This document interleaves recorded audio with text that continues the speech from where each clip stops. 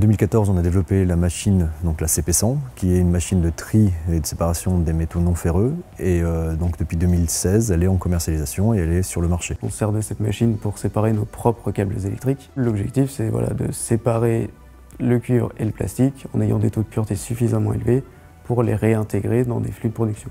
Ici, il y a le mélange initial, donc avec majoritairement du cuivre, mais aussi du plastique, et les deux résultats de séparation qu'on est capable d'obtenir via notre procédé, donc le cuivre d'un côté et le plastique de l'autre. De cette façon, les deux matériaux, notamment le cuivre, peut être retraité et être réintroduit dans des chaînes de production. Depuis 2016, on a une option supplémentaire qui est la séparation des matériaux plastiques, sur lequel on travaille encore. On a travaillé jusqu'en 2019 avec les laboratoires et aujourd'hui on est en phase de commercialisation et d'industrialisation d'une machine de séparation des matériaux plastiques.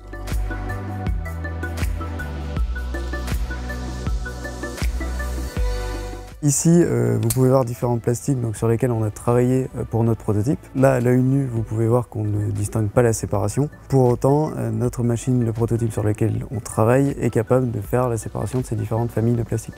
Étant donné que ce sont des plastiques séparés, ils vont également pouvoir être réinjectés dans un flux de production pour pouvoir reproduire de nouveaux objets plastiques. Séparer les matériaux plastiques, et là, c'est deux typologies de clients.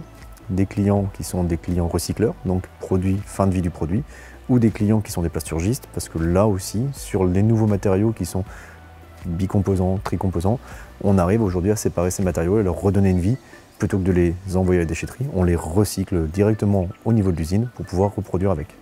L'économie circulaire était dans notre ADN, mais l'économie était aussi notre ADN. Donc c'était à la fois une stratégie économique, mais aussi une stratégie locale en disant de toute façon, il faut qu'on arrête de surconsommer et il faut qu'on puisse recycler ce que nous avons aujourd'hui utilisé.